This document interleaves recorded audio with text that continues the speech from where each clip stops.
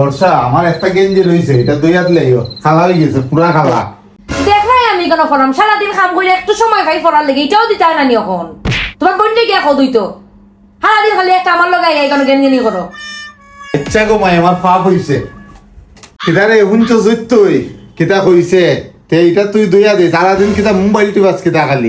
হ্যাঁ পারতাম না রে ভাই, মাথাটা খুব বেশি বেদনা করে। ও দাদা কইছেন দাদা কিতা খবর খবর? তোমার তো আপনার একটা বোন দেখছিলাম, তো আপনার বোন সুন্দর সুন্দর আছে, বোনের লিগে একটা বিয়ার আলাপ আছে, ও আমেরিকা থাকে। আচ্ছা আচ্ছা দাদা, তো ভালো আলাপ হয়ে আনছেন। আমি আমার ফ্যামিলির সাথে আলাপ কইরে আপনারা জানাইলাম দাদা। দাঁড়াইবে আমার পালারে, এবার দিমু গলায় মালারে।